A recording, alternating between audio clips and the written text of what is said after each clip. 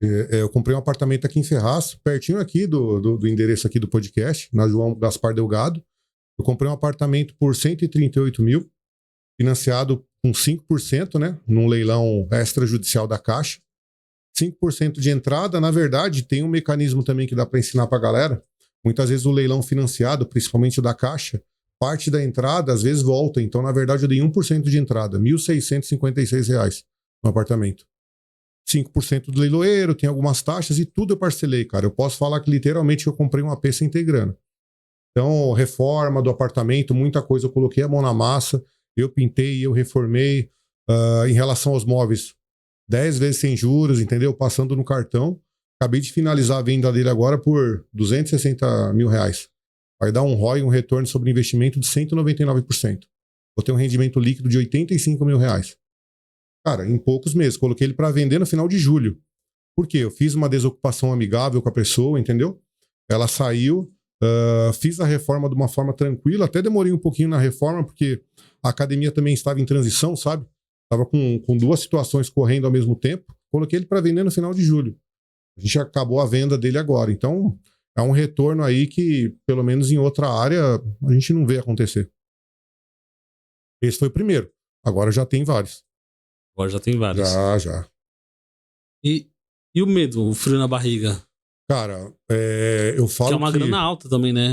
Mesmo que seja parcelado, é uma dívida muito alta. Sim, com certeza. Cara, eu falo que assim, o medo, ele tem que servir pro ser humano como um termômetro, tal, um freio para ver se você tá fazendo a coisa certa. Entendeu? E assim, eu sempre fui muito metódico em estudar.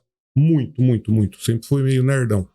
Então, cara, quando você estuda e vê o que você tá fazendo é correto, o medo ele só tem que te balizar para você revisar o conteúdo que você tá olhando.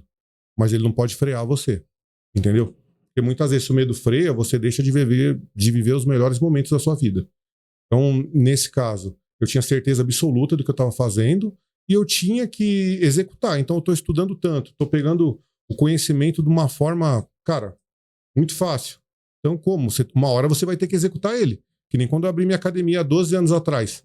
Cara, você tem que transpor a barreira do medo e empreender. Muitas vezes o empreendedor, o que ele faz? Ele pula no escuro. Ele vai acender a lanterna quando ele está caindo lá no escuro. A parte do leilão, a mesma coisa.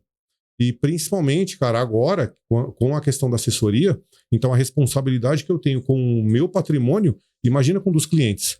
Só que quando você monta uma metodologia extremamente adequada, cara, a gente tem um double check, tudo que a gente faz, a gente confere várias vezes, literalmente não tem como dar errado. Porque essa administração de risco fica muito na unha, entendeu? Entendi. Mano, eu fico pensando assim, tá ligado?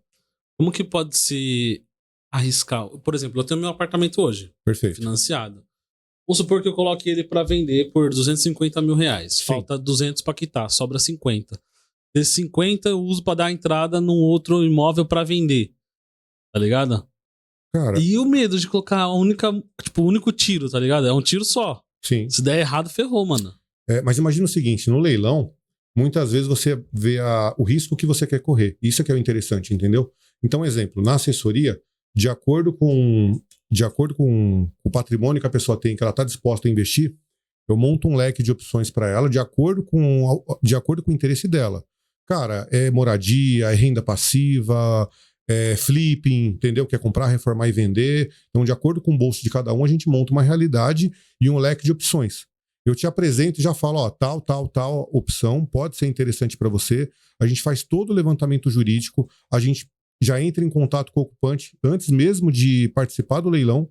Tem vários apartamentos que eu arrematei que nunca foram habitados. Eu arrematei em Guaianazes agora, 104 mil da tenda, nunca foi habitado. O meu sócio, o Dr. Vinícius, um dos maiores advogados do Brasil hoje, que arrematou em Suzano para ele, cara, pro sogro dele, 111 mil, nunca habitado, pela MRV. Te mandei as fotos. Cara, piso vinílico zeradinho. Tem vários casos. Aqui na Tiburcio, ó, do lado aqui. Eu arrematei 111 mil, vale 210. O cara já tinha ido embora para São Luís do Maranhão há 5 anos. Mobiliado o apartamento. Rack na sala, armário na cozinha, banheiro bonitinho.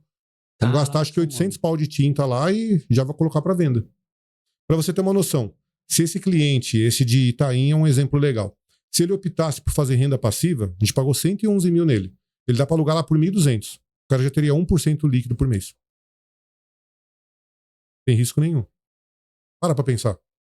Se você pega um investimento tradicional, eu sempre brinco na conta dos 100 mil, até te falei por telefone. O cara, quando mexe com investimento e tal, o cara coloca 100 mil reais. Beleza.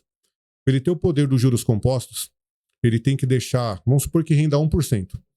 Vai 101, 102, ele não tem que tirar o que rendeu lá para fazer a bola de neve. Vamos, por exemplo, desse AP aí, 111 mil. Ele aluga por 1.200, já tá até mais de 1%. Vamos supor, 1% por mês. Ele pode tirar esses 1.200, já utilizar na vida dele agora, já fazer a diferença na vida dele agora, não é verdade? Então ele já pode usar esse dinheiro, ou ele pode reinvestir, e o próprio tempo vai ajudar esse apartamento a valorizar. Primeiro que ele já comprou em baixa. Então esses 111 mil já vale 200. Então ele já está tendo aí um ganho absurdo, não é verdade? 89 mil reais já praticamente. Sim, claro. Se ele fosse vender, tem vários tipos de gastos. 6% de uma imobiliária, 15% sobre ganho de capital. Então assim, tem alguns gastos que ele vai ter, mas mesmo assim uma margem de lucro gigantesca. Mas vamos supor que ele não venda. Imagina quanto esse apartamento vai valorizar em 1, 2, 3, 4, 5, 10 anos. Então, assim, na bolsa, muitas vezes, ele tem que deixar o que rendeu lá para isso se multiplicar. No caso do imóvel, o próprio imóvel ele já tem uma ação de se multiplicar o valor dele, por ser um imóvel. Então, quanto a isso, cara, é um retorno absurdo, sabe? Foi isso que